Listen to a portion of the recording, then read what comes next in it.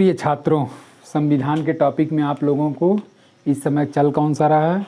तो वो चल रहा है आपका संघीय कार्यपालिका। संघीय कार्यपालिका।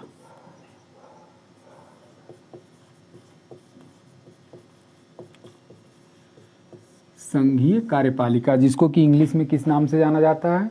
इसको जाना जाता है यूनियन एग्जीक्यूटिव। Union executive.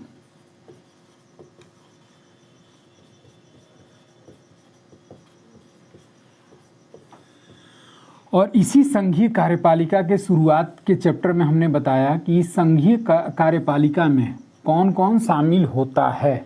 तो इस संघीय कार्यपालिका में हम शुरुआत के वीडियो में राष्ट्रपति शुरू करने से पहले उस राष्ट्रपति चैप्टर का वर्णन जो है वो संविधान के किस भाग में दिया गया है? संविधान के भाग 5। और उसी संविधान के भाग 5 में संघीय कार्यपालिका का उल्लेख है। और इस संघीय कार्यपालिका में शामिल कौन कौन है? तो संघीय कार्यपालिका के अंतर्गत राष्ट्रपति, उपराष्ट्रपति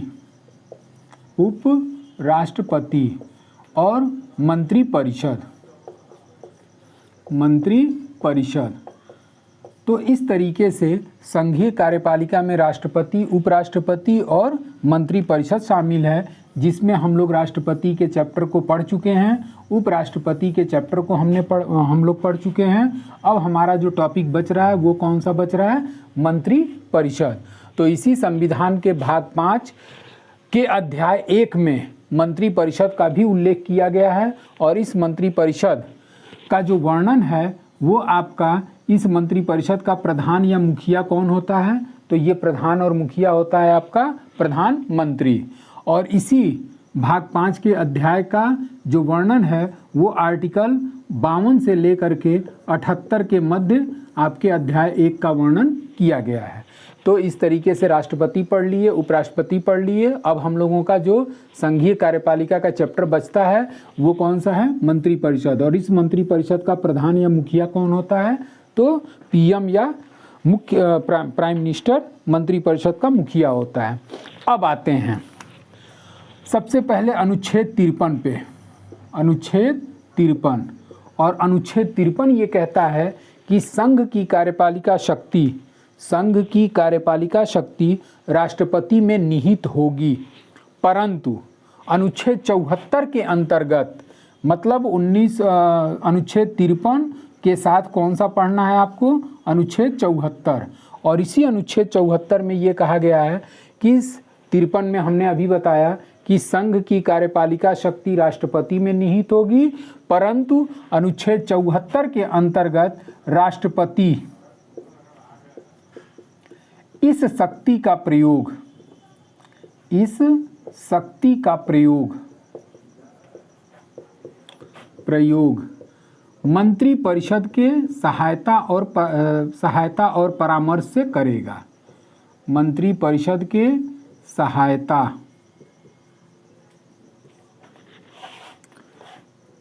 व सलाह से करेगा।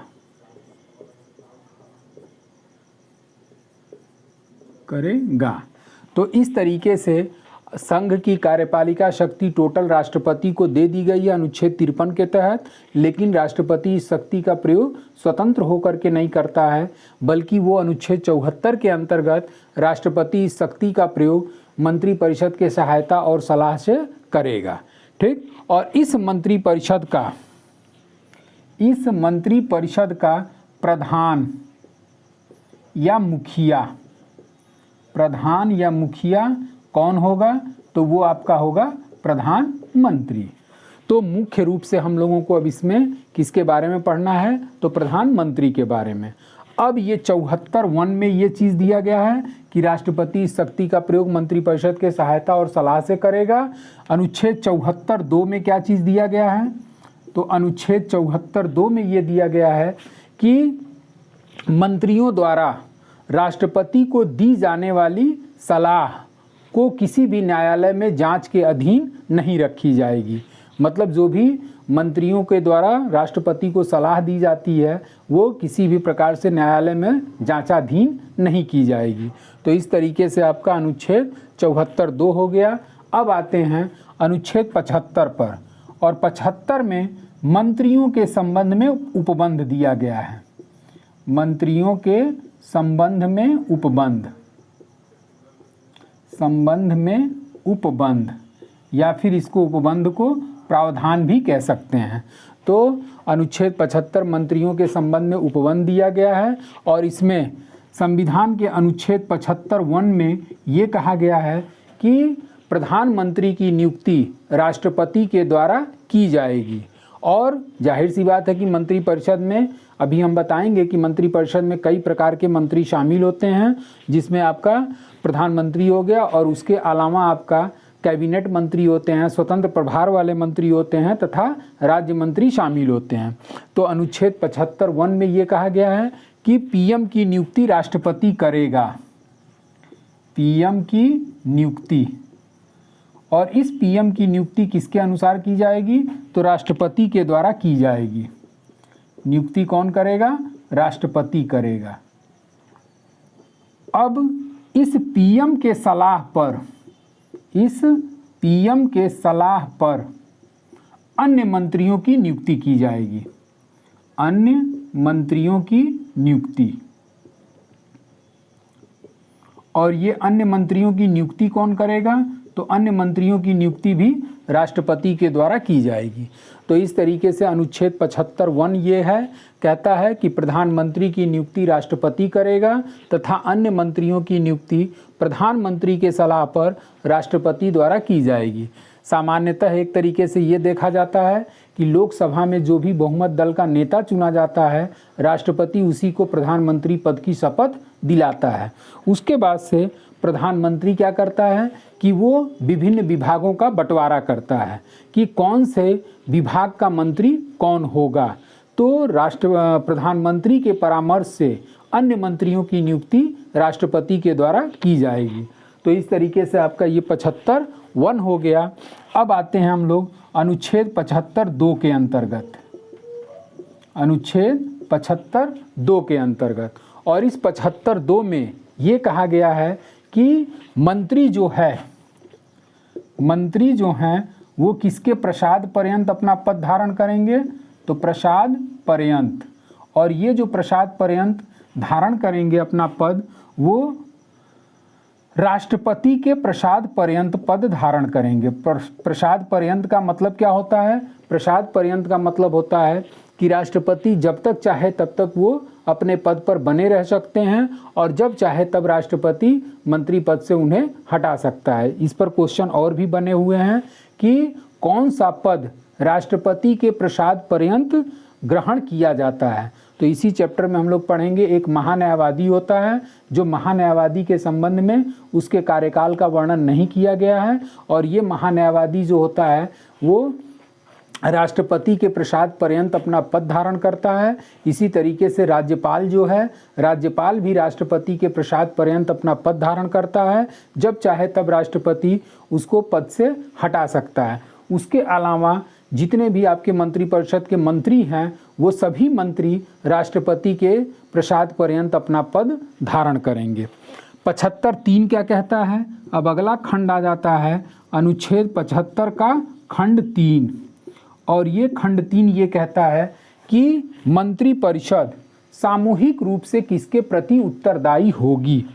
तो 75(3) में ये है कि मंत्रिपरिषद सामूहिक रूप से लोकसभा के प्रति उत्तरदायी होती है। लोकसभा के प्रति उत्तरदायी,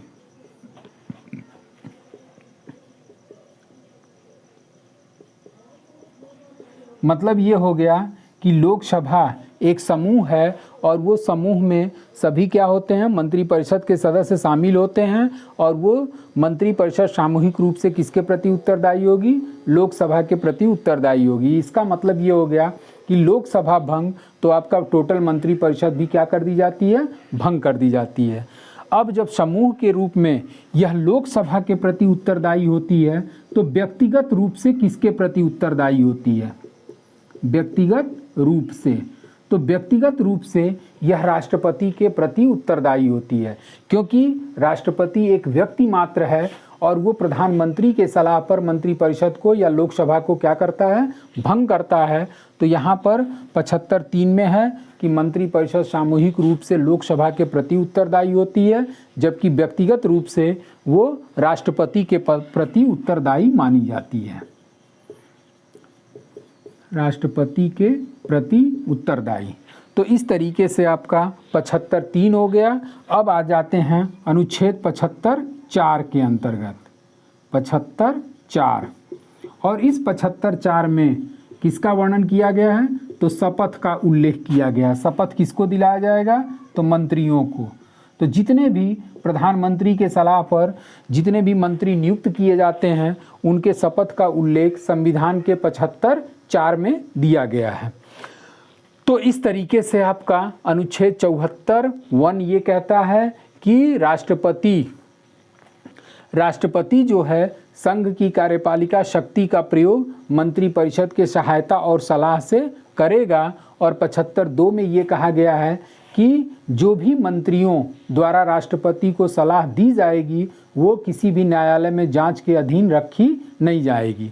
उसके बाद से अनुच्छेद 75 जो है वो अनुच्छेद 75 मंत्रियों के संबंध में उपबंध या प्रावधान प्रस्तुत करता है, जिसके अंतर्गत 75(1) में कहा गया है कि राष्ट्रपति जो है वो प्रधानमंत्री की नियुक्ति करेगा। 75(2) में ये कहा गया है कि मंत्री जो है, जो भी मंत्रिपरिषद के मंत्री हैं वो सभी मंत्री राष्ट्रपति के प्रसाद पर्यंत अपना पद धारण करेंगे। 75(3) में ये कहा गया है कि मंत्रिपरिषद सामूहिक रूप से लोकसभा के प्रति उत्तरदायी होती है। इसी पे एक क्रॉस क्वेश्चन ये बनता है कि जब समूह के रूप में वह लोकसभा के प्रति उत्तरदायी होती है तो व्यक्तिगत रूप से किसके प्रति उत्तरदायी मानी जाती है, तो व्यक्तिगत रूप से वो राष्ट्रपति के प्रति उत्तरदायी मानी जाती है, क्योंकि प्रधानमंत्री के सलाह पर राष्ट्रपति जो है वो मंत्रिपरिषद को या लोकसभा को क्या करता है, एक व्यक्ति के रूप में भंग करता है। इस कारण से व्यक्तिगत रूप से उसे राष्ट्रपति के प्रति उत्तरदायी माना जाता है। अब आ जाते हैं 75(5) पर, और वो जो 75(5) के संबंध में जो वर्णन दिया गया है वो ये है कि कोई भी व्यक्ति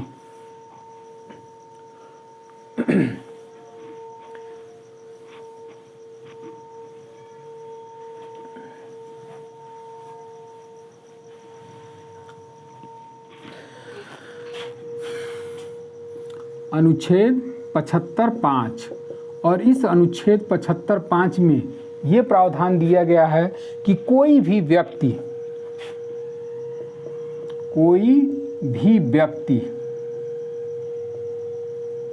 क्या कर सकता है, मंत्री पद पर आसीन हो सकता है।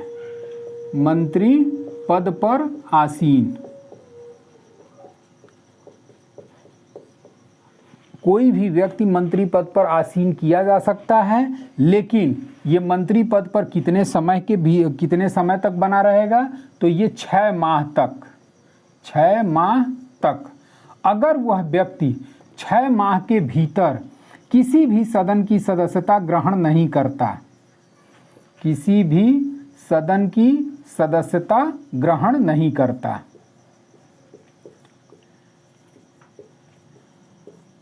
सदस्यता ग्रहण नहीं करता तो मंत्री पद पर आसीन नहीं रहेगा, मंत्री पद पर नहीं रहेगा। तो इस तरीके से अनुच्छेद 75(5) में ये कहा गया है कि कोई भी व्यक्ति मंत्री पद पर नियुक्त किया जा सकता है, लेकिन वो कितने माह तक के लिए नियुक्त किया जाएगा, तो वो नियुक्त किया जाएगा मात्र 6 माह के लिए। लेकिन जैसे कि संविधान में ये लिखा हुआ है कि मंत्री पद पर आसीन होने के लिए किसी भी सदन की सदस्यता होनी अनिवार्य है, लेकिन अगर कोई व्यक्ति किसी भी सदन का सदस्य नहीं है तो भी उसे मंत्री पद पर नियुक्त किया जा सकता है, लेकिन कितने माह तक के लिए, 6 माह के लिए। और अगर वो 6 माह के भीतर किसी भी सदन की सदस्यता ग्रहण नहीं करता तो मंत्री पद से उसे हटा दिया जाएगा। एक इसका उदाहरण हम बता रहे हैं। सन 2014 में जब मोदी लहर आई थी, नरेंद्र मोदी लहर आई थी, और उस नरेंद्र मोदी लहर में आपके दो बीजेपी के कद्दावर नेता, एक अरुण जेटली और आपके स्मृति ईरानी, 2014 का लोकसभा का चुनाव ये दोनों बीजेपी के एक रेपुटेटेड लीडर कहा जा सकता है, और ये दोनों क्या हुए, चुनाव हार गए थे। और जब चुनाव हार गए तो उसके बाद भी जब मंत्रिपरिषद का गठन हुआ तो इस अरुण जेटली और स्मृति ईरानी को मंत्री पद दिया गया, और उनका मंत्री पद कितने दिनों तक बना रहा, कंटिन्यूएशन में लोकसभा का जो कार्यकाल था 5 वर्ष का, वो 5 वर्षों तक ये दोनों मंत्री पद पर आसीन रहे। इसका मतलब ये हुआ कि जब वो लोकसभा का चुनाव हार गए, यानी कि उनको कहीं ना कहीं किसी न किसी स्टेट से राज्यसभा का मेंबर चुन लिया गया अप्रत्यक्ष रूप से, जिसके परिणाम स्वरूप उनका मंत्री पद 5 वर्षों तक बना रहा। तो इस तरीके से आपका ये 75(5) हो गया।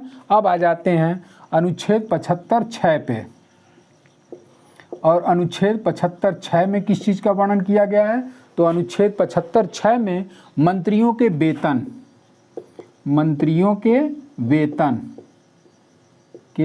वेतन व भत्ता। भत्ता का मतलब होता है टीएडीए। टीएडीए का मतलब हो गया ट्रेवलिंग अलाउंस या फिर डेली अलाउंस।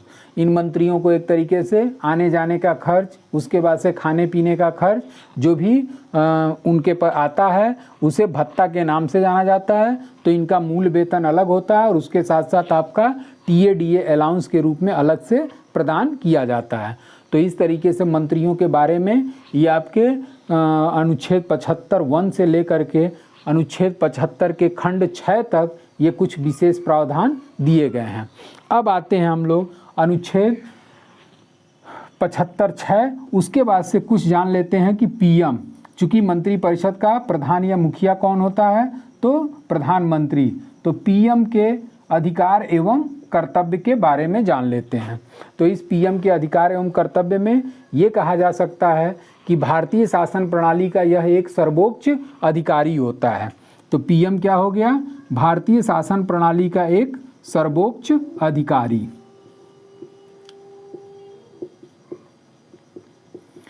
जब सर्वोच्च अधिकारी हुआ तो ये विभिन्न विभागों का क्या करता है, बंटवारा करता है। विभिन्न विभागों का बंटवारा करता है, ठीक। जैसे कि रेल विभाग किसको दिया जाएगा, वित्त विभाग किसको दिया जाएगा, उसके बाद से मानव संसाधन विकास मंत्रालय किसको दिया जाएगा। तो इस तरीके से जो भी भिन्न भिन्न प्रकार के विभाग हैं उन विभागों का बंटवारा इसी प्रधानमंत्री के द्वारा किया जाता है। दूसरा पॉइंट इसमें निकल आता है कि यह मंत्रिमंडल की अध्यक्षता करता है। मंत्रिमंडल की अध्यक्षता, मंत्रिमंडल की अध्यक्षता करता है। अब अभी तक तो हम लोग किस शब्द का प्रयोग कर रहे थे, तो अभी तक हम लोग बार बार मंत्रिपरिषद शब्द का प्रयोग कर रहे थे, लेकिन यहाँ पर शब्द क्या आ गया, मंत्रिमंडल। तो मंत्रिपरिषद और मंत्रिमंडल में अंतर क्या होता है। कभी कभार क्वेश्चन ये भी पूछा है कि मंत्रिमंडल शब्द का प्रयोग संविधान में कितनी बार किया गया है। तो मंत्रिमंडल शब्द का प्रयोग संविधान में मात्र 1 बार किया गया है, और वो आपका आर्टिकल 352 के अंतर्गत। और 352 जो है वो राष्ट्रपति के चैप्टर में हम बता चुके हैं कि 352 में नेशनल इमरजेंसी घोषित की जाती है। अब अगर उसके बारे में ज़्यादा क्लियर करना है कि नेशनल इमरजेंसी क्या होती है, राष्ट्रीय आपात क्या होती है, तो आप लोग राष्ट्रपति वाले टॉपिक में जा करके इसका क्लियरिफिकेशन कर सकते हैं। तो इस तरीके से मंत्रिपरिषद में सभी प्रकार के मंत्री शामिल होते हैं, जिसमें कैबिनेट मंत्री, स्वतंत्र प्रभार वाले मंत्री, राज्य मंत्री, उप मंत्री, ये सभी प्रकार के मंत्री जो शामिल होते हैं उसको मिला करके किस नाम से जाना जाता है, मंत्रिपरिषद के नाम से जाना जाता है। अब अगर मंत्रिमंडल शब्द की बात आएगी तो मंत्रिमंडल में केवल और केवल कैबिनेट मंत्री ही शामिल किए जाते हैं। तो इस तरीके से मंत्रिपरिषद और मंत्रिमंडल में आपको अंतर समझ में आ गया। अब अगला जो पॉइंट बनता है वो विदेश नीति का निर्धारण करता है। प्रधानमंत्री क्या करेगा, विदेश नीति का निर्धारण, विदेश नीति का निर्धारण। उसके बाद से अगला इसका क्या हो जाता है, अगला पॉइंट बन जाता है कि पदेन अध्यक्ष होता है। प्रधानमंत्री जो होता है वो भिन्न भिन्न विभागों का पदेन अध्यक्ष माना जाता है। जैसे कि प्रधानमंत्री नीति आयोग का पदेन अध्यक्ष होता है, और यही नीति आयोग पहले किस नाम से जाना जाता था, तो यही नीति आयोग आपका योजना आयोग के नाम से जाना जाता था, जिसको समाप्त करके उसकी जगह पर योजना आयोग की जगह पर नीति आयोग को स्थापित किया गया, और इस नीति आयोग का ये क्या होगा, पदेन अध्यक्ष। तो एक आपका हो गया नीति आयोग का पदेन अध्यक्ष। पदेन अध्यक्ष का मतलब ये होता है कि जैसे कि उपराष्ट्रपति वाले वीडियो में आप लोग आर्टिकल में हमने बताया कि उपराष्ट्रपति जो होता है वो राज्यसभा का पदेन सभापति होता है। तो उसमें पदेन का अर्थ ये होता है कि एक ऐसा पद जो दूसरे पद को गिफ्ट के रूप में धारण करता है, उसी को पदेन के नाम से जाना जाता है। यानी कि जो भी व्यक्ति उपराष्ट्रपति के पद पर निर्वाचित होगा, ऑटोमेटिक उसको राज्यसभा का सभापति मान लिया जाएगा। तो उसी तरीके से यहाँ पर प्रधानमंत्री जो है वो नीति आयोग का क्या होगा, पदेन अध्यक्ष होगा। उसके साथ साथ राष्ट्रीय जल संसाधन का पदेन अध्यक्ष होता है। राष्ट्रीय जल संसाधन। उसके अलावा परमाणु ऊर्जा आयोग का अध्यक्ष होता है। परमाणु ऊर्जा आयोग। उसके अलावा और भी कुछ ऐसे विभाग हैं जिनका वो पदेन अध्यक्ष होता है, और वो है आपका अगला अंतर्राज्यीय परिषद। अंतर्राज्यीय परिषद। अंतर्राज्यीय परिषद, और इस अंतर्राज्यीय परिषद का भी वो पदेन अध्यक्ष होता है। तो इसके अलावा वो आपका राष्ट्रीय विकास परिषद का भी पदेन अध्यक्ष होगा।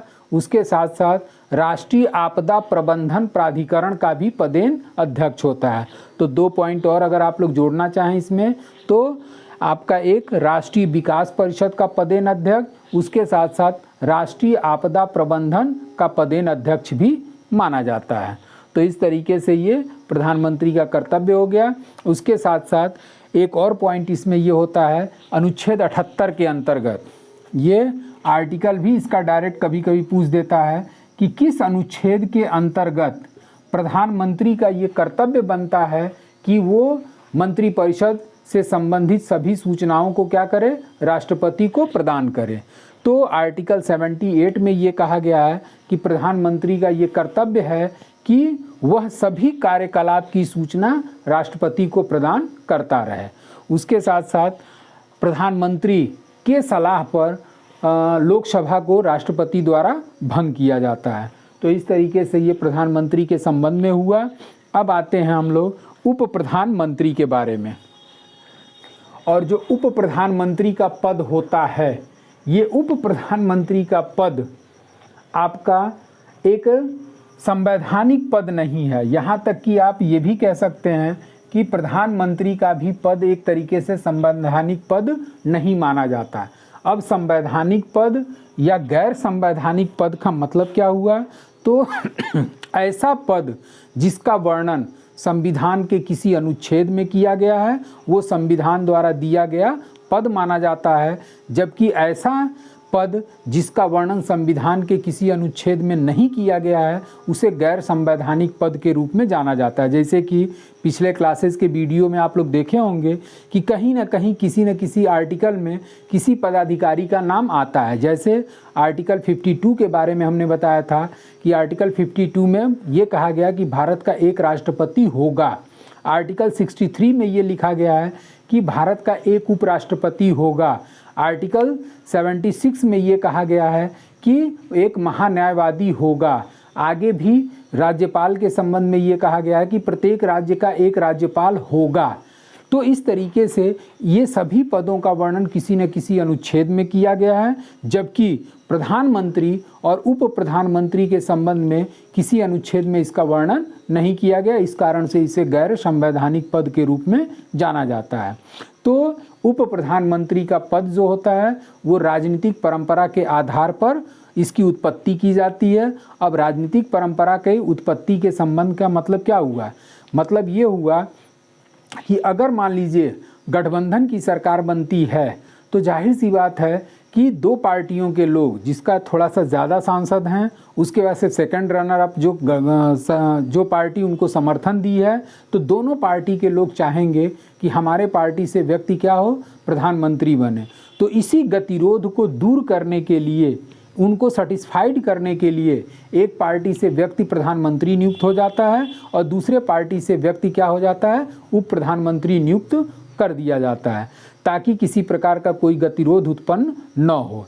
अब इसके लिए एक तरीके से 1947 की स्वतंत्रता की कहानी में बता रहा हूँ कि जब भारत आज़ाद हुआ तो उस आज़ादी के समय ज़्यादातर लोग ये चाहते थे कि सरदार वल्लभ भाई पटेल प्रधानमंत्री बने और कुछ लोग चाहते थे कि जवाहरलाल नेहरू बने, और इसी चीज़ को लेकर के विवाद उत्पन्न हुआ। और इस विवाद को दूर करने के लिए गांधी जी जो थे वो आम तौर पर कांग्रेस के भीतर ही वोटिंग करा दिए कि प्रधानमंत्री का दावेदार कौन होगा। और जब प्रधानमंत्री के दावेदार की बात आई तो 3 लोग उस समय प्रधानमंत्री पद के दावेदार के रूप में निकले। एक आपके जवाहरलाल नेहरू, दूसरे जेबी कृपलानी और तीसरे आपके सरदार वल्लभ भाई पटेल। अब उसमें जब वोटों की गिनती की गई तो उसमें नंबर 1 पोजीशन सरदार वल्लभ भाई पटेल को मिला, दूसरा पोजीशन आपका जेबी कृपलानी, और हमारे जो स्वतंत्र भारत के प्रथम प्रधानमंत्री हुए जवाहरलाल नेहरू, उनको तीसरा पोजीशन मिला। चूँकि गांधी जी की हार्दिक इच्छा थी कि नेहरू प्रधानमंत्री बने, और उन्होंने पटेल को बुलाया, और पटेल को बुलाने के बाद उन्होंने ये कहा कि मैं तुमको गृह मंत्री और उप प्रधानमंत्री का पद दिलवा दूंगा, और पटेल इस पर राजी हो गए। तो इस तरीके से गतिरोध को दूर किया गया और जवाहरलाल नेहरू स्वतंत्र भारत के प्रथम प्रधानमंत्री बने, और गतिरोध को दूर करने के लिए या उनको संतुष्ट करने के लिए सरदार वल्लभ भाई पटेल को उप प्रधानमंत्री और गृह मंत्री का पद दिया गया। तो इसी तरीके से गतिरोध को दूर करने के लिए आपके प्रधानमंत्री और उप प्रधानमंत्री की नियुक्ति की जाती है, जिसमें आपके पहले उप प्रधानमंत्री का नाम हमने लिया। पहला उप प्रधानमंत्री कौन हुआ, तो प्रथम उप प्रधानमंत्री हुए थे। अब चाहें तो आप इसको 2 कॉलम के रूप में कर सकते हैं, उप प्रधानमंत्री, और दूसरा आपका कॉलम बन जाएगा प्रधानमंत्री। और इस प्रधानमंत्री को एक तरीके से ब्रैकेट में ये भी शो कर सकते हैं शासनकाल, मतलब किसके शासनकाल में कौन उप प्रधानमंत्री बना। तो पहला उप प्रधानमंत्री के रूप में कौन हो गए, सरदार वल्लभ भाई पटेल।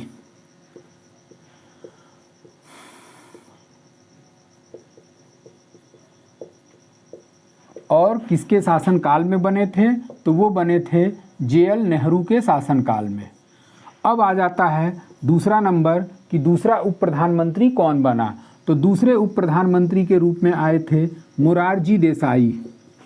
मोरारजी देसाई, और ये किसके काल में उप प्रधानमंत्री बने थे, तो उस समय प्रधानमंत्री बनी थी इंदिरा गांधी। तीसरा उप प्रधानमंत्री के रूप में कौन आया, तो तीसरे उप प्रधानमंत्री के रूप में आए जगजीवन राम। जगजीवन राम, और 2 लोगों को उप प्रधानमंत्री बनाया गया, जगजीवन राम और चौधरी चरण सिंह। चौधरी चरण सिंह, और ये किसके काल में उप प्रधानमंत्री बने थे, तो ये बने थे आपके मोरारजी देसाई। मोरारजी देसाई के शासनकाल में। उसके बाद से चौथा उप प्रधानमंत्री कौन बना, तो चौथे उप प्रधानमंत्री बने थे YB चाहवाण। YB चाहवाण, और ये किसके शासनकाल में प्रधानमंत्री बने थे, तो ये बने थे आपका चौधरी चरण सिंह के शासनकाल में। चौधरी चरण सिंह। उसके बाद से पांचवा उप प्रधानमंत्री के रूप में कौन बना, तो पांचवा उप प्रधानमंत्री बने थे चौधरी देवीलाल। चौधरी देवीलाल, और इनके ये किसके शासनकाल में बने थे, तो ये बने थे आपके BP सिंह। विश्वनाथ प्रताप सिंह के शासनकाल में चौधरी देवीलाल को उप प्रधानमंत्री बनाया गया। फिर दोबारा चौधरी देवीलाल उप प्रधानमंत्री बने, और वो किसके शासनकाल में बने, चंद्रशेखर सिंह। क्योंकि ये जो चंद्रशेखर सिंह की पार्टी थी और BP सिंह की पार्टी थी, ये दोनों आपस में गठबंधन करके सरकार बनाए थे और दोनों के मध्य एक तरीके से एक समझौता हुआ था कि 6 महीना आप पीएम रहेंगे तो 6 महीना हम रहेंगे। और उसमें देवीलाल भी इनको समर्थन दिए थे और देवीलाल कहे कि मैं प्रधानमंत्री न रह करके मैं उप प्रधानमंत्री रहूँगा। तो ये दोनों तो 6-6 महीना रहे, जबकि ये दोनों को मिला करके 1 साल उप प्रधानमंत्री के पद पर कार्यरत रहे। 7वें नंबर पर आ जाते हैं आपके लाल कृष्ण आडवाणी। लाल कृष्ण आडवाणी और लाल कृष्ण आडवाणी जो थे ये किसके शासनकाल में बने थे? तो ये बने थे आपके अटल बिहारी वाजपेयी, अटल बिहारी वाजपेयी के शासनकाल में। अब यहाँ पर भी आप देख रहे होंगे कि गठबंधन की तो बात ही नहीं है, क्योंकि अटल बिहारी वाजपेयी भी बीजेपी से रिलेटेड और लाल कृष्ण आडवाणी भी बीजेपी से रिलेटेड, भारतीय जनता पार्टी से रिलेटेड। लेकिन दोनों के मध्य एक तरीके से विवाद उत्पन्न हुआ। भाजपा में एक तरीके से भारतीय जनता पार्टी में बहुत सारे लोग चाहते थे कि आडवाणी बने, तो कुछ लोग चाहते थे कि वाजपेयी बने। तो इसी मतभेद को दूर करने के लिए आडवाणी को उप प्रधानमंत्री बना दिया गया और अटल बिहारी वाजपेयी को प्रधानमंत्री के रूप में नियुक्त किया गया। तो इस तरीके से आपका प्रधानमंत्री और उप प्रधानमंत्री दोनों के बारे में हमने डिस्क्राइब कर दिया। अब जो है वो आपका इसी में मंत्रिपरिषद में शामिल होता है आपका महान्यायवादी। ठीक तो महान्यायवादी का टॉपिक जो है वो हम लोग अगले वीडियो में देखेंगे, जिसे इंग्लिश में अटॉर्नी जनरल के नाम से जाना जाता है। और ये अटॉर्नी जनरल और उसके साथ साथ आपका प्रधानमंत्री से संबंधित जो क्वेश्चन आंसर है उसको मैं अगले क्लास में कराऊंगा। और उसके साथ साथ एक रोचक ट्रिक लेकर के प्रधानमंत्री के वीडियो में आऊँगा कि जितने भी प्रधानमंत्री आए उनका सही क्रम क्या है। तो अगले क्लास में आप लोग तैयार रहिएगा प्रधानमंत्री का ट्रिक देखने के लिए कि किस क्रम से कौन कौन सा व्यक्ति प्रधानमंत्री के रूप में अपना पद धारण किया था।